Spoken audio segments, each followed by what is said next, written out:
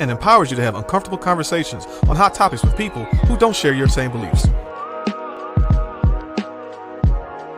Your host, Sabrina Protic, Ricky Burney, and Joel Holt. Now let's get ready to have that conversation. Uncomfortable Conversations is powered by the Trendsetter Mentor Group, an exclusive membership for mentorship on Facebook.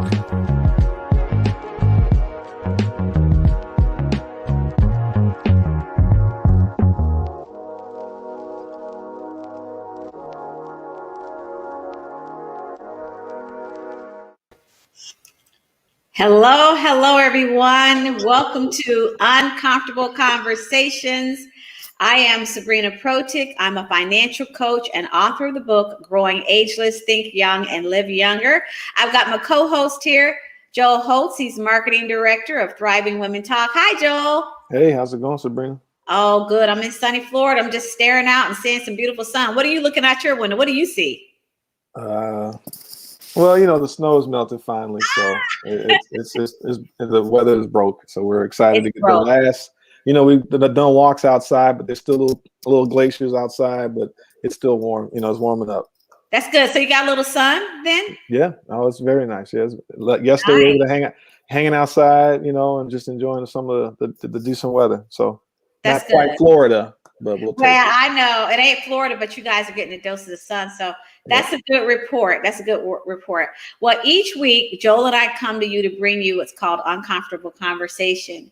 And what is that? Well, we want to have conversation. We want to open up the door for different perspectives. And we call it the 3 E's: encouragement, empowerment, and enlightenment, on various different topics that some people may want to shy away from. Maybe their perspective is different. And, you know, we think about uncomfortable conversations, Joel, I don't know about you, but I think about something I don't want to do. I'm like, oh my goodness, I got to have this conversation. I don't want to have it. And it can be in the business world. It can be in the personal world. It could be family. It could be between just you and your children. Maybe a father's talk with a son or a mom's talk with a daughter. But it's something that, because of the weight and the gravity of the conversation, we just kind of almost don't want to have it. And when we don't prepare for those weighty type conversations, sometimes we kind of sabotage them and we tank them, because we really don't give it the weight and the thought and the consideration, and most of all, the respect for the other individual that we're going to talk to. So we may put it off. Well, putting it off is not the answer. Blowing up is not the answer. And we want to bring the proper platform and perspective for having those uncomfortable conversations.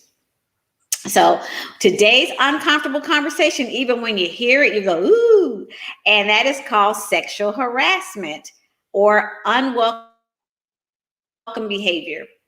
The EEOC has defined sexual harassment in its guidelines, and I'm going to read this because I'm not a walking dictionary. It says unwelcome sexual advances, requests for sexual favors, and other verbal or physical conduct of a sexual nature. Submission to such conduct is made either explicitly or implicitly a term or condition of an individual's employment, or submission or rejection of such conduct by an individual is used as a basis for employment decisions affecting such individuals or such conduct as the purpose or effect of reasonably interfering with an individual's work performance or creating an intimidating, hostile working environment. That's the long definition. The short definition basically is unwanted or a perceived intention of someone, an unwanted behavior or perception of, and with the threat of or intention of some type of gain or some type of loss, right? Being employment or loss of employment, promotion, loss of, or some, all types of connotations that come with that. So Joel, you get the first question. Sexual harassment can happen to both sexes. It can happen to men and women in the workplace. What has been your experience on the topic? I think it's a reality, but I don't know, sexual harassment for men and women. I feel that I don't know. My experience has been more like I work like at a women's organization, for example. And so I knew going in, you had to be very careful. So the key is just like walking the thin line of just being professional. I wouldn't say for me, harassment from my end of like a threat of job or anything like that. But I know that, there's definitely been attention, you definitely have that perception or that reality, but it's just learning how to, control and behave yourself. But I could see that from the other end of the spectrum where, women could be harassed. But that my experience personally, I had to be careful. That's my experience. Well, we had a conversation about that too. Yeah. Something as simple as maybe even giving a woman a well-deserved compliment. Correct? Yeah, I felt like, it could almost be like a double standard, because on one end, it's like, I understand that sometimes women like to be complimented. They like to feel good. They like to be made special, but they really don't want to be necessarily made special at work. And a lot of times they'd rather have that from maybe their significant other. And so when they get that type of attention at their job, it actually is frustrating to them. And some of them like that, or some of them don't. So it's like you have to learn what's the right balance. Or as a guy, maybe you have to learn how to read situations.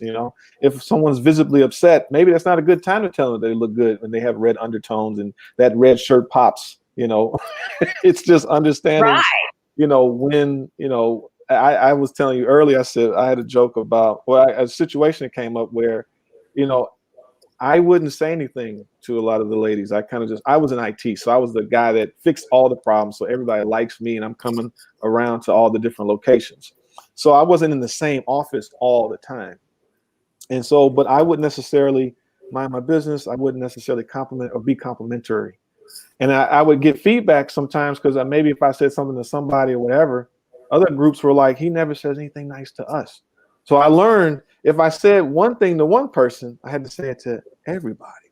So I remember I started to compliment just in generalities. And one lady pulled me to the side and she really thought that it was like, I am actually trying to compliment. I was like, I was being nice. And I said, you know what? From here on out, you all look very nice in a non-sexual harassment kind of way. So now it's like a joke. I can compliment you. And then they love it because it's like, man, stop. And half of them would be, you don't have to say that. But the other, I'm covering my tracks. So I said that in a non-sexual harassment kind of way. So it's like a running joke that I've had for a very long time. Well, and see, you can do that. I can tell a guy, and I have, I really like that tie on you. I like that shirt, or that suit looks awesome on you. Uh-oh. No, we lost Sabrina. For those watching the show, Sabrina was worried about her internet going in and out. So, okay, we got it back. Yeah, I do. For some reason, we're having power surges today. So if I bleep out, Joel's got my back, right, Joel? Yeah, I got you. You'll carry the torch. But speaking of torch, let's kind of move on, and because we've got a lot of ground to cover. So we invited some other guests to help us unpack this topic. We have Julian Keys. Let's bring our guest on screen here. Julian Keys, he's a singer and songwriter and CEO of Sauce and Lessons by N.O. We also have Mr. David Hart. Bring Mr. Hart on. He is the CEO of M3 Linked, Florida. And let's bring Mr. Gary Rogers on. He's a former Canadian football player and founder of Check Your Game. Welcome, gentlemen. How are you today? What's going on, guys? Good, thank you. Thanks for having us. Always an exciting topic to talk about. Yes. Yes. Hey, don't you guys just envy Gary? Gary, what state are you in right now?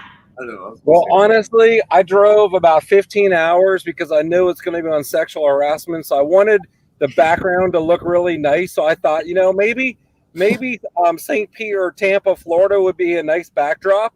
So I found this place in a parking lot, and I got my little office set up. So I'm in Tampa, Florida currently, but I live in St. Pete. Yeah, that's a nice background. I said you're going to make a lot of Northerners a little envious. We actually have David Hart. How are you doing today? Doing well. Thank you, Sabrina. Thank you for having me on the show today. Thank you, sir. M3 Link, he went green background. Julian, how are you doing today? I'm doing well. How about yourself? Oh, wonderful. I wonder if you guys going to be smiling when we're done with this conversation. Everybody's all happy and smiling. So what we're going to do is, now that we got the introductions over, we're going to take a sponsor break. When we come back, we're going to unpack this topic on sexual harassment.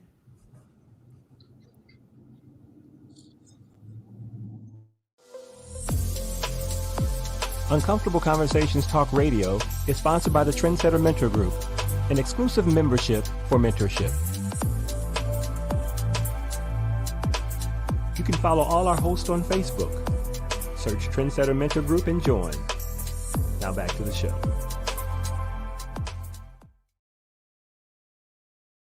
Sexual harassment is any unwelcome verbal, visual, or physical conduct of a sexual nature that is severe or pervasive and affects working conditions or creates a hostile work environment. There are generally three forms of sexual harassment behavior: verbal, visual, and physical. Verbal harassment includes comments about clothing, a person's body, sexual or gender-based jokes or remarks, requesting sexual favors, or repeatedly asking a person out. It also includes sexual innuendos, threats, spreading rumors about a person's personal or sexual life, or using foul and obscene language. Visual harassment can include posters, drawings or pictures, screensavers, cartoons, emails, or texts of a sexual nature. Physical harassment often includes sexual assault, impeding or blocking movement, inappropriate touching such as kissing, hugging, patting, stroking, or rubbing, sexual gesturing, or even leering or staring. Each of these forms of harassment can be broken down into two categories: quid pro quo and hostile work environment. Quid pro quo means this for that. This happens when an employer or supervisor uses job rewards or punishments to coerce an employee into a sexual relationship or sexual act. This includes offering the employee raises or promotions, or threatening demotions, firing, or other penalties for not complying with the request. A hostile work environment occurs when employee behavior interferes with the work performance of another, or creates an intimidating or offensive workplace. This usually happens when someone makes repeated sexual comments that make another employee feel so uncomfortable that their work performance suffers, or they decline professional opportunities because it would put them in contact with the harasser. In either type of harassment, employees only have to prove that the behavior was offensive to someone, even if it was not the intended recipient. For example, Mike tells a dirty joke to Linda. Linda loves the joke and laughs. However, Michelle happens to be walking by when the joke is told. Michelle is offended by the joke. That joke could contribute to a hostile environment claim because Michelle, who happened to be in the area, finds the dirty joke offensive. There are two conditions to determine if a company is liable. The first is whether the employer knew or should have known about the harassment. The second is whether the employer failed to take appropriate corrective action. Having policies in place and an active training program can shield employers from expensive lawsuits. Contact us directly for a more detailed understanding on how to prevent sexual harassment issues in your workplace. Wow, that was a great explanation. So we're going to talk a little bit more about it. We're going to get some EEOC facts. So in 2016, a study by the EEOC said around 75% of people who experience workplace harassment failed to bring it up or even report it. They didn't talk to their supervisor, didn't talk to a manager, or even their union representative. One major reason for that is they had fear of retaliation in the workplace. However, another possible reason for underreporting is that employees who are subjected to inappropriate behavior are not clear when the lines are or are not crossed, or what is in fact illegal and what is in fact harassment.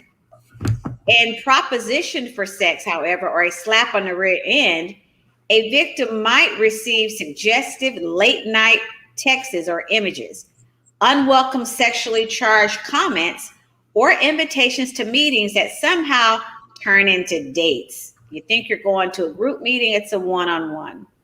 These days, sexual harassment is just likely to happen even now that we've got the virtual platforms.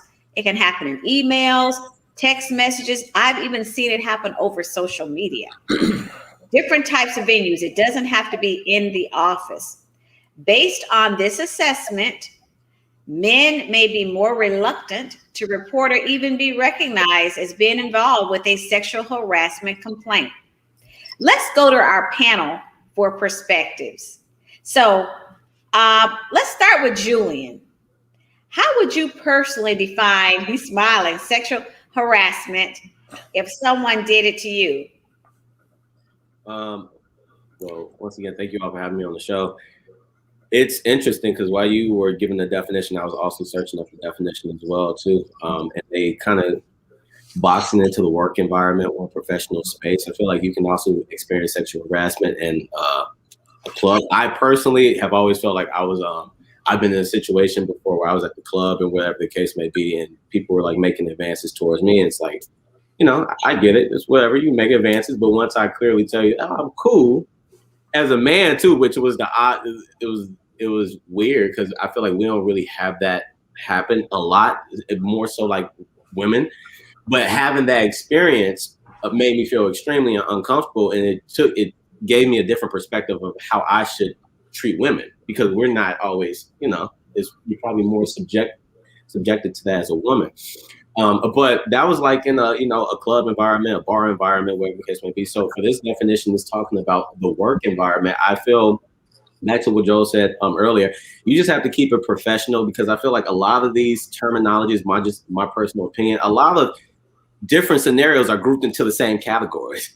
So if you're talking about sexual advances for like a quid pro quo, I mean, that's clearly, I feel like you're trying to jeopardize someone's livelihood for a sexual advance. Like I feel like that's an extreme situation. But then some of these things are very subjective, because you can say unwelcome, where what's normal or what's comfortable for one person may be uncomfortable to another person. But then they also throw into the category of like a persistent unwelcome event. So it clearly shows after a while, you're putting someone in a hostile environment. So it's a lot to unravel under that, like the definition, especially within when they say in the work environment. I just feel like the easiest way to remedy that is to always be professional if you are in a work environment, and to have clear, concise, like they said, companies have clear, concise policies that you have to follow. And then also too, the communication aspect of it.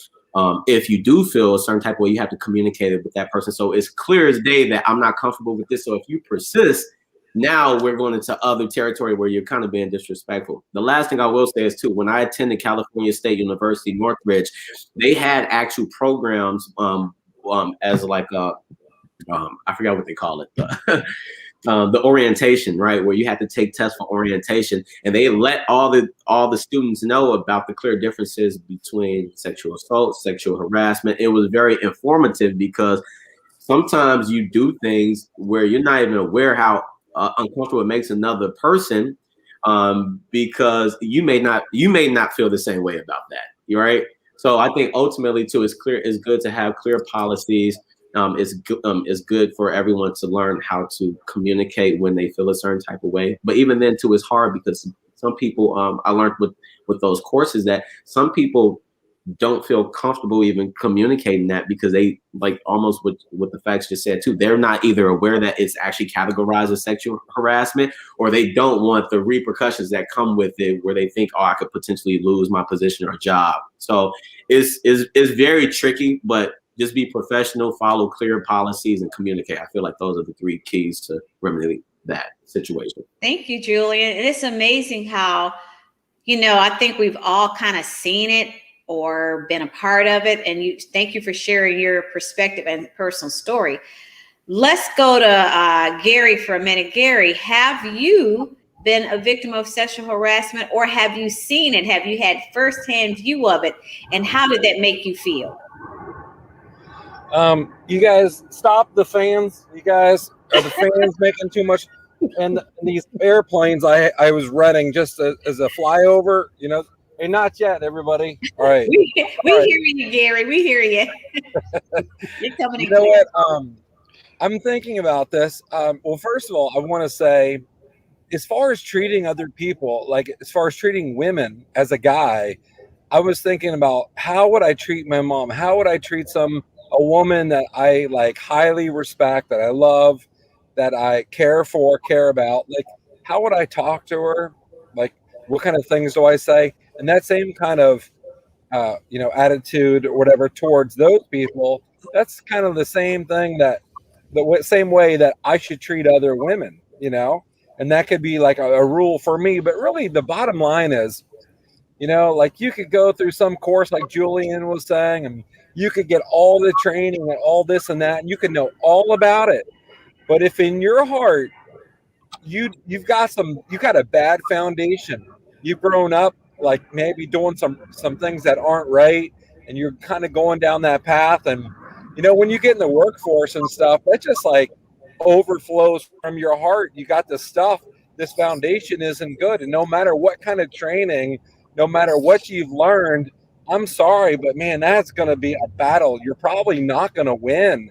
I mean, maybe you try to get better, but I think with all these things, all these uncomfortable conversations we keep talking about, it all comes down to this foundation, like dealing with the root instead of the weed, But okay, as far as dealing with any experiences, now I didn't rent that guy. If you hear that noise, that's part of the plan. That's what they like to do in Florida, with the mufflers. Now that's my plane right there. If you hear that, hopefully all right, sorry, I'm a little off. But you know what? This wasn't a workplace situation, but it had to do with, we were paddleboarding. I was paddleboarding with an owner of a company. He brought a kayak. He brought a paddleboard up to Rainbow River or something like that near Tampa with my wife and myself. And I'll tell you what, talk about the stuff out of his mouth was disgusting. And you know what? I just said, you know what? I'm going to just be done with this. I'm going to get over this trip, and I'm not going to say a word because, we're on the river, and I could take care of everything, physically if I wanted, but I just decided I'm going to let it go. I'm going to be quiet about it, and I'm out of here. And Tammy doesn't want to support his business. Neither do I. But I thought to myself, it's not like she's losing her job, but I know some of the things from his past. His foundation is not a good one. And so for him to say some of the dabbling with some of the things he was saying to my wife is nothing at all compared to what I know he was deep into. And so for him, he's thinking, hey, this is nothing. I'm asking this lady to do this, and this like doesn't compare to some of this other stuff. And so a lot of times with men, there's some problems out there. Let's just be real about it. I mean, there's the whole thing with the technology, the internet, the pornography. I mean, that's real issues, right? And, it's more guys than girls that are a part of that, right? It's not an easy thing. And that, I believe, plays into a lot of this whole, this topic that what we're discussing. Gary, thank you so much for sharing that personal experience, and then how you handled it as well. Was not acceptable behavior, but the way you handled it. And then you went a step deeper and talked about, people's foundation, where they came from, and then why this individual was the way he was. And so that kind of gave us a different spin on it. Let's take another look at this. Let me go to Joel for a minute. Joel, from your perspective, do you think women get away with it, with sexual harassment, because of their gender, and why? Oh, who's watching this show right now? Well, now I think that the problem is it could be the one apple that spoils, that messes up for everybody else, the one apple that ruins the bunch. But maybe there's an individual too who does, there's sexual harassment and then use it and plays victim. And then there's others who clearly have experienced that. So I think it depends on the situation. Do I think that there's situations where there could be first of all, you shouldn't be doing any of this stuff, in the office or what have you. And you should have respect for each other individuals, their personal space. But could there be a situation where someone gives off a, some type of rhythm or some type of, wanting this type of advance, and then could they flip it on them because now they don't like it anymore, and so there's a send off. I think those are situations that can happen, but women, I think, could tend to get into that easier because it depends. Like guys, I mean, I joke personally, like you can sexually harass me, it doesn't matter to me, because I think it's different because women are typically more pursued, and the guy is the guy that typically goes to pursue, the female in most situations. So a lot of times it's where I think how they are, how they feel emotionally, and where they are in terms of wanting those type of advances, or, and I like what Gary brought out. So there are some people that not necessarily lean heavily just on men, but there are a lot of guys who just don't have the right frame of mind and don't respect women properly. I wasn't raised that way, so I never really was an individual that would be disrespectful to the opposite sex. And I thought it was classless to try to, do the unwanted advances or be crude or crass.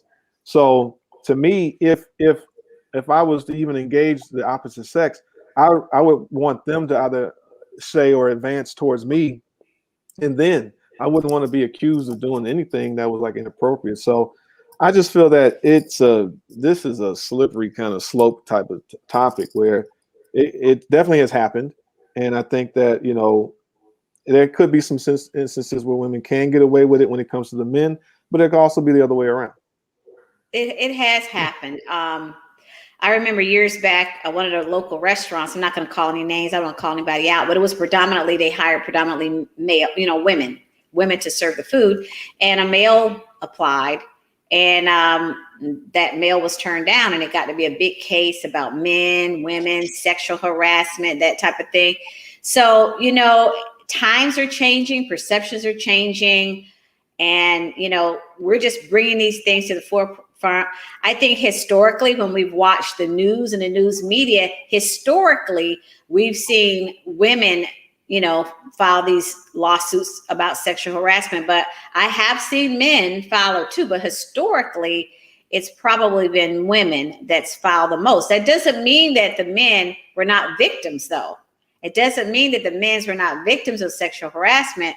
They're just, as we saw the statistics, they're more likely to not bring it up. Yeah. So we're gonna go to commercial. When we come back, we're gonna talk about this a little bit further.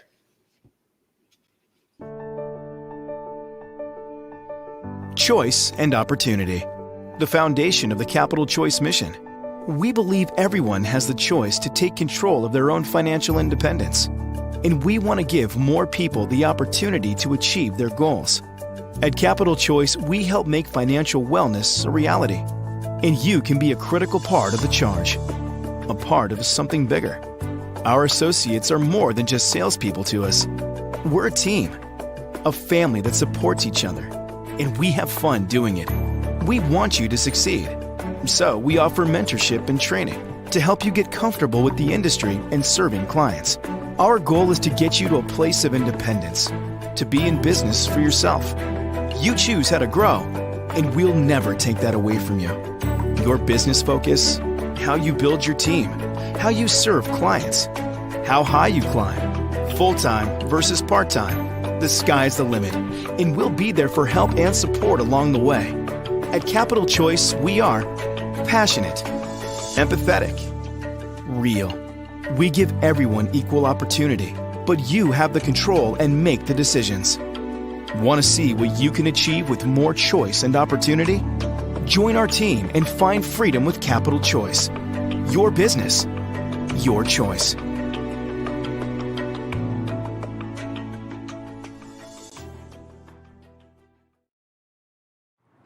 I know. I saw it too. I thought marketing did a really nice job.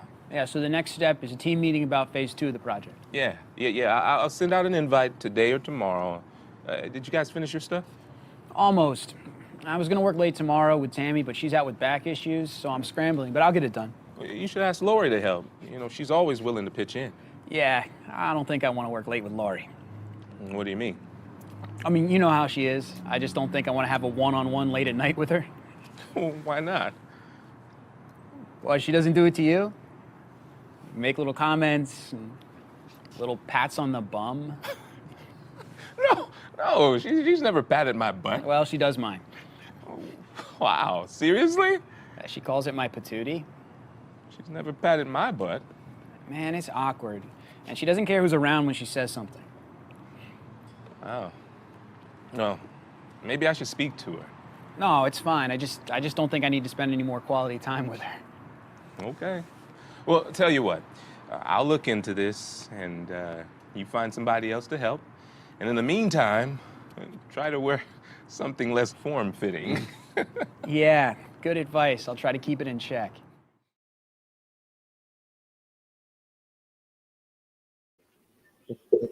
That was an interesting conversation there, Joel. So you know what, Joel, you get to carry the torch because we've been talking about uncomfortable conversations on sexual harassment. We kind of talked about the men's perspective. Well, now we're going to talk about the women's viewpoint. Joel, can you share a little bit with us about that? So the public, I'll read this out. The public discourse often discusses sexual harassment as a problem that primarily confronts women. The available data show that sexual harassment does not have a disproportional impact on women. Multiple surveys indicate that a majority of women report experiencing sexual harassment at some point of their lives, often starting at a young age. The ramifications of sexual harassment for women are enormous. Researchers have found that women who experience workplace sexual harassment may be more likely to experience financial stress, have lower job satisfaction, and have higher turnover intentions and actually quit rates than women who do not experience sexual harassment. So, Sabrina, you've been in the workforce for 41 years. Can you share your perspective on that statement? Well, yes. I worked in an environment of all men. I think for years, I probably was the only woman in my workplace of about 50 men. So I've seen it. You were a logistics company, and we had female truck drivers that came in, and I seen both sides of it. You know, I seen the women get a little frisky, and I seen the men get a little frisky. Like you said, Joel, I've seen both sides of it.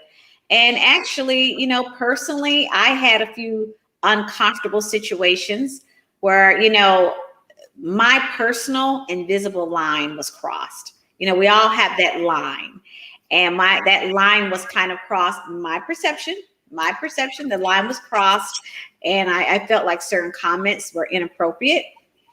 And I know one situation I did not report it to management, but I did speak to another employee who reported it to management. So it still became bigger than life. And it really was. It was unwanted. It was definitely unwanted. I had stated it to the individual.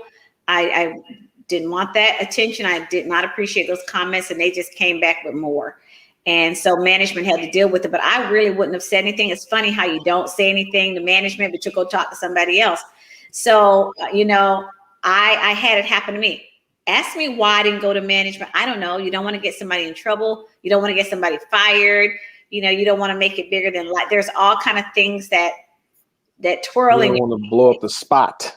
Yeah. And then you know what else happens? And we're going to open up a can of worms, but then you become sometimes a victim. People look at you and they call you out like, why did you do this to so-and-so? Why did you do this to Joel? Look what you did to Joel. Now Joel's fired or whatever. And you become either victimized by other comments or even retaliation. And so there's some fear there. There's definitely some fears why people don't say things. Yeah. But I want to go on a little bit, Joel, if you don't mind, and talk about some of the data. There's some data out there that suggests that women may be more likely than men to report sexual harassment in the industries that are predominantly male. In the construction industry, for example, 91% of the workers are male. Women in that industry are 27 times more likely to report sexual harassment to the EEOC than men. Meanwhile, in the healthcare and social assistance industry, 21% of the workers are male, and women are only 1.2 times percent more likely to report sexual harassment than men. That's a big difference. This finding is consistent with other research suggesting that women are at greater risk of sexual harassment in male-dominated industries.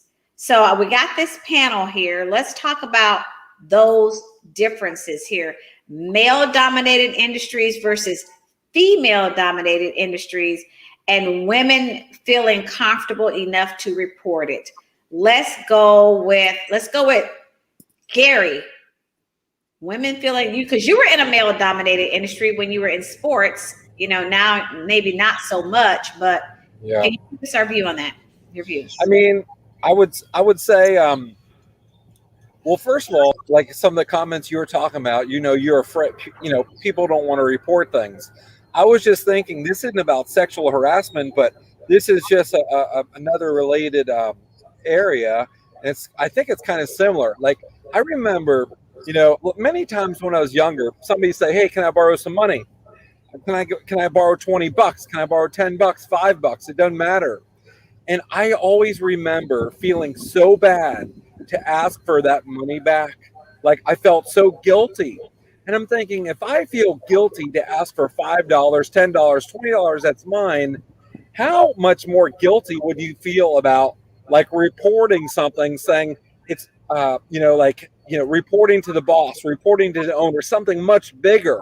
Like, I don't know why it is that, I don't know if it's just myself or if other people feel sort of guilty about, something small like that. I just remember, myself feeling guilty. So I could see a much bigger thing like, oh my goodness, like I feel so bad. They're going to get in trouble. They might lose their job.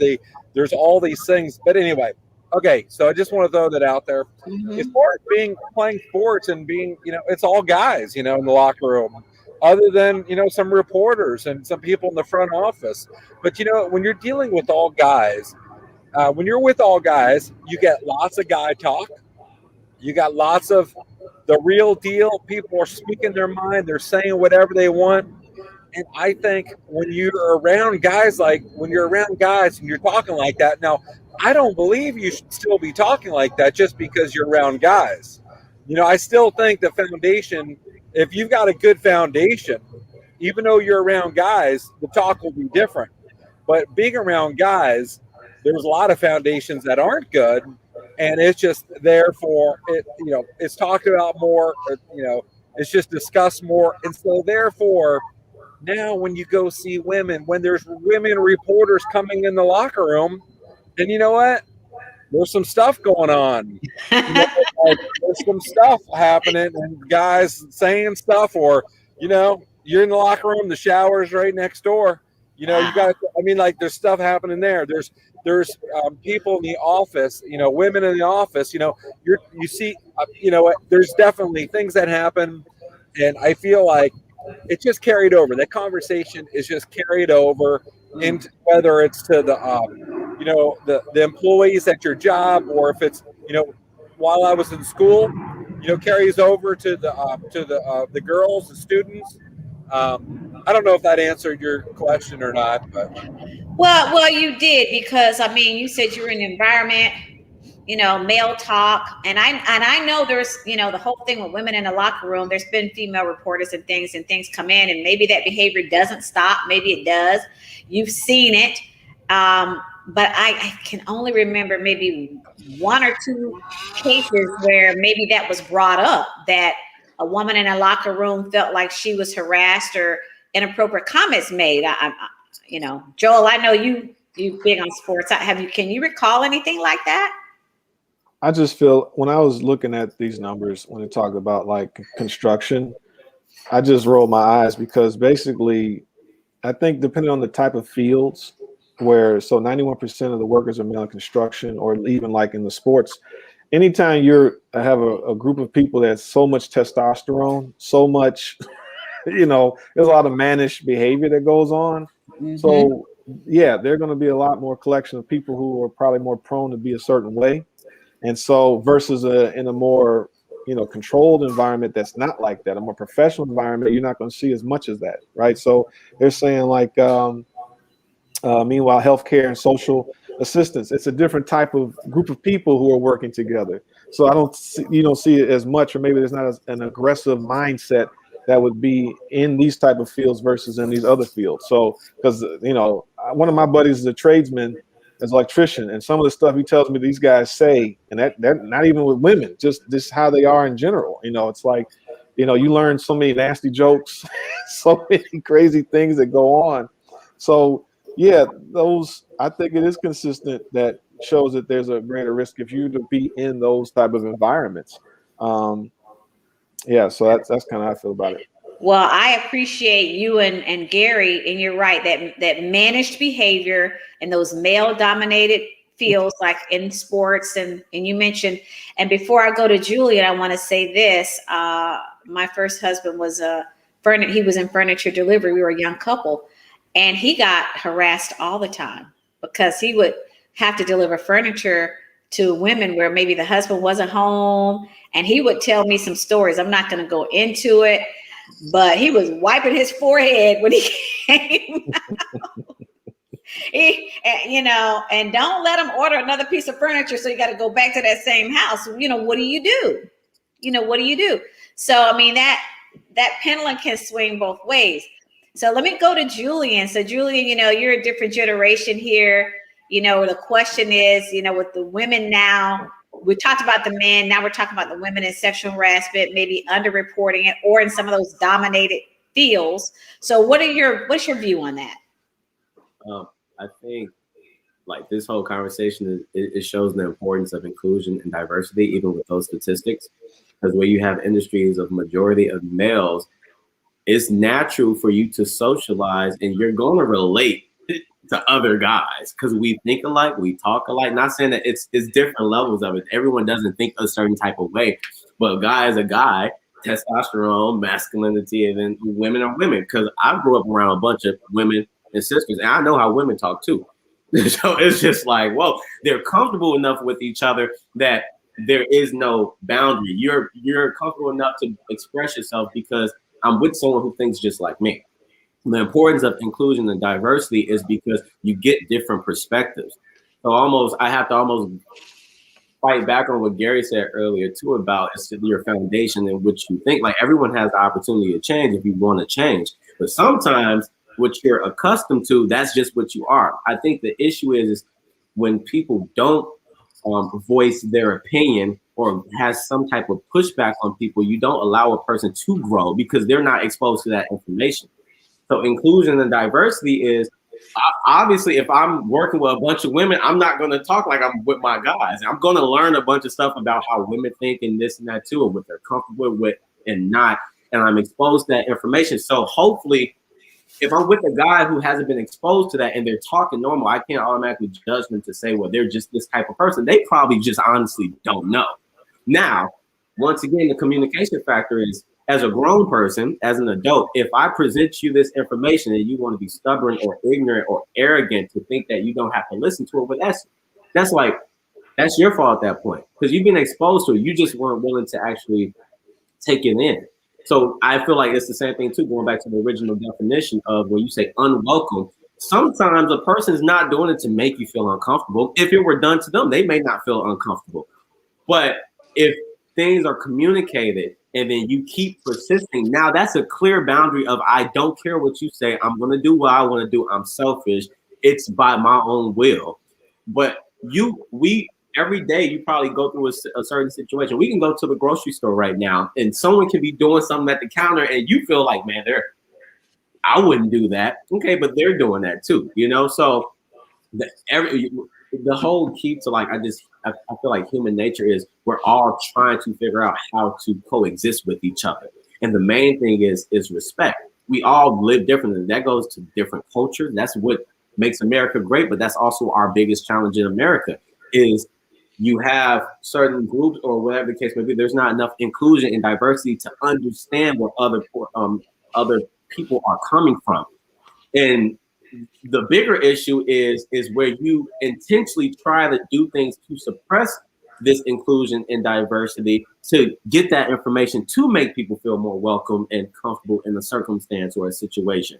So, like I said, a lot of this stuff I think it is good that, there are certain laws where the companies have to have policies on this information. You take workers through processes and training to let them understand what's tolerated, what's not tolerated, and what you have to abide by. It's the same thing with the law. I mean, honestly, like there's laws on, red lights and people still spill red lights. You know what I mean? So it's like, even sometimes too, knowing these things, people are going to naturally have an inclination to do what they want to do. But if there are consequences to doing that, if you make someone feel uncomfortable in a situation, there has to be consequences to that, But I also feel like people, especially in the company, it should be, and we can talk about what should be, but the realities are a lot of times that's not the case. There should be a sense that there is some type of community where you feel comfortable enough to have that conversation with people, because you have to always be there. Like, most people are always in the workplace if you're not at home, So if you are, because even my thing too, if I see a person personally, if I see a person acting a certain type of way and I don't have to deal with them ever again, I can't save the world every situation, try to change people to my liking, right? But if I'm in the community, I'm dealing with you on a daily basis. I'm not gonna personally put myself in a situation where I'm uncomfortable, or I even feel like if it's another colleague and you're making them feel uncomfortable. That's why, going back to your story, Sabrina, it was good that although you didn't feel comfortable, you had someone else that was like, that's not right. Now I'm going to report that, because it's a community at the end of the day. So if you're in those circumstances and situations, I care enough about you. You're my colleague. I have to work with you. I'm not going to put myself in a situation where I'm uncomfortable. I'm going to voice, if you're doing something, like, hey, bro, that's not good. Or, hey, I'm not comfortable with that. But going back to the thing too, everyone's different. Everyone's not comfortable with even voicing that, because there are unintended consequences that come with that. So, it's a tricky situation, but that's why sometimes you wish that there is diversity and inclusion, because there's another person who's like, I have certain female friends where literally we'll go to clubs and dudes are doing certain things to them. And for me, it's just like, look, to be honest with you, if you want him doing that, do your thing. You're a grown person, make your own decision. But if you don't want this to result in this, you have to move a certain type of way. But they're not thinking about that. But I'm a guy, so I'm telling them, like, look. Yeah, I've heard that. You're like persecuted, right? You're persecuted. The guy's persecuted. It's like he's gonna want to come at you, and if you're presented a certain way, something different. Yeah. So you have to be. That's what one thing is. I think our culture is so. Yeah, this is the last thing I said. We're so extreme. We have to go to break, Julian. We're just so extreme with everything. We've had a male-dominated society for so long, but we've had our ideals on it where it's made women feel uncomfortable. But women have to also understand too how to coexist with men. I'm not going to say put yourself in a situation, but you have to understand how to communicate. So if you're flirting, you can't, once it goes down that path, kind of be like, well, I didn't expect that. You have to learn each other's languages and respect that. There's culture and behavior. Yeah. Let's go to break, Julian. And when we come back, we're going to talk about some of that inclusion and diversity that you're talking about.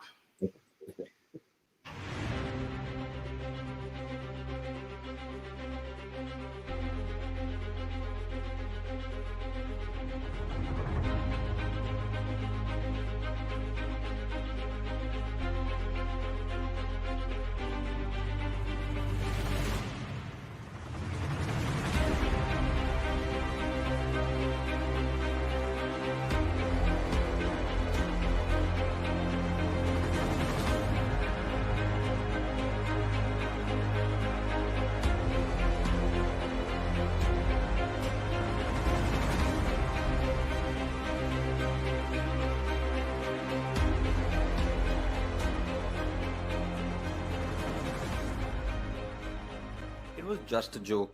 It was just a compliment. It was harmless flirting. No, it was sexual harassment. According to a recent survey, nearly 80% women never report sexual harassment, as they refrain from making a complaint due to fear, embarrassment, and lack of confidence. Fear and lack of confidence among employees leads to low job satisfaction that affects the productivity and workplace culture. That might also lead to losing valuable employees. All this even after a law, POSH, Prevention of Sexual Harassment at the Workplace, was formulated with the main objective of protecting employees against sexual harassment and promising a safe and secure working environment for them. Let us take a look at a scenario. As Ria was entering her office, her colleague Raj taps her on the shoulder and tells her how hot she's looking in the dress that she's wearing. This makes Ria uncomfortable. She looks at Raj disapprovingly She tells him not to touch her and mind his language. Raj apologizes and it never happens again. Is Riya being sexually harassed by Raj? The answer is no. This was certainly unprofessional and inappropriate, but was not sexual harassment, as this was a one-time event that was neither severe nor frequent, and it never happened again after Riya expressed her displeasure. However, had Raj continued making Riya uncomfortable with his inappropriate behavior, it would be considered sexual harassment. Therefore, it is important for organizations to inform and sensitize employees about what is POSH and what does it mandate. What is sexual harassment? Types of sexual harassment, steps to prevent sexual harassment at workplace, steps to take if you're being sexually harassed, and the policies and committees in place. We at UniEd work with your team to understand the problem areas and build the perfect SCORM compliant training content required. With our exhaustive preset library of characters, backgrounds, and with the use of motion capture technology, we can create animated training videos quickly, along with other training material such as e-notes, interactive content, quizzes, and tests. The content can be customized as per your brand identity and in the language required. So get in touch with us to help you build content to make your workplace more safe and secure. UniEd, the perfect training solution for you and your team. Brought to you by Incree Technologies.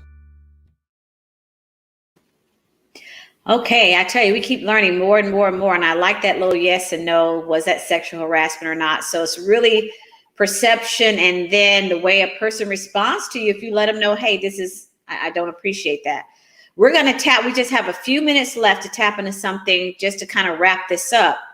Research suggests that women of color can be targeted for sexual harassment because of factors such as intersection of race and gender bias, demeaning sexual stereotypes, and a greater likelihood of women of color working in low-wage jobs where the power imbalances can be most stark. So from your perspectives, why do you think minorities are more targeted according to this suggested research? Let's go with Gary, and then we'll get Joel. I mean, I have no idea, to be honest with you. I mean, I'm not a woman. I'm not, black. I don't, and you know what? It's, I'd be interested to find out, like, really why that would happen. It makes me think, like, so Sabrina, do you mean that women are they're the ones who are sexually being harassed, and then people are reporting it, and then they're getting the boot? I mean, are you saying people are reporting the minorities more as opposed to not? No, let's let Joel weigh in on that question, because Joel was going to make a comment anyway. Joel, can you bring that clear to light on the question, and then Well, it was saying that the research was saying that women of color can be targeted for sexual harassment because of factors as intersection of race and gender biases, and then there's demeaning sexual stereotypes, and a greater likelihood of women of color working in low-wage jobs where that power imbalance can be most stark.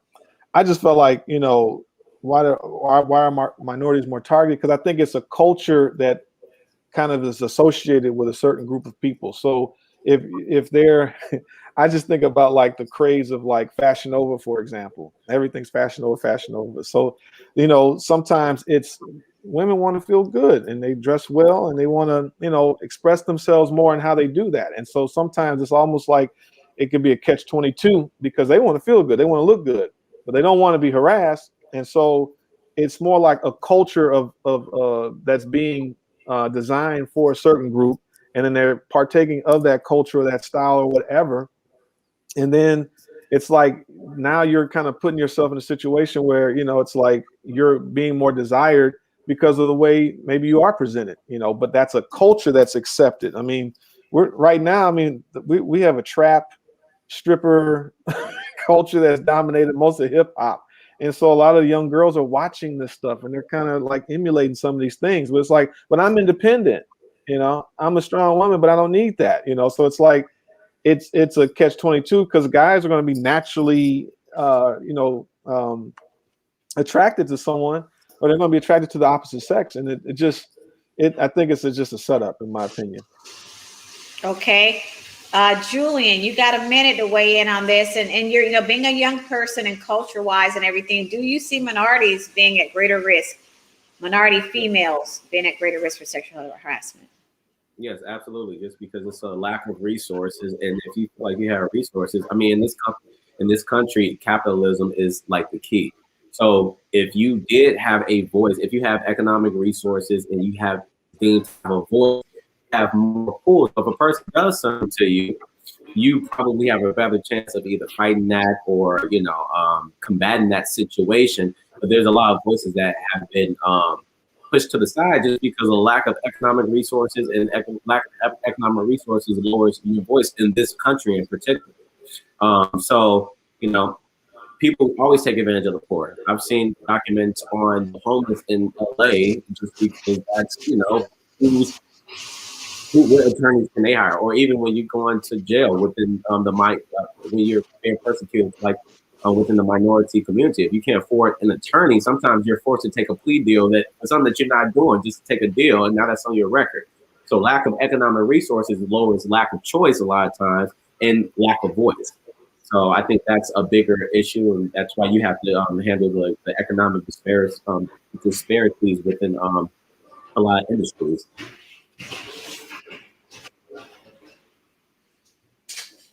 So that's it. Gary, you had a comment, Gary? Yeah, you know what? I just want to say, and I probably say this every show, foundation. It's all foundation. I don't care what we all look like, what this, that, tall, short, fat, smart, not, title, it doesn't matter. It's this foundation, this inside foundation. It's like the root of all these things that take place that aren't good. It all takes place in people's hearts, and people's hearts, they're not good. There's a solution for that. And I just want to say, like, a lot of times people focus on these pulling weeds. Pulling weeds doesn't cut it. Get to the root. Yeah.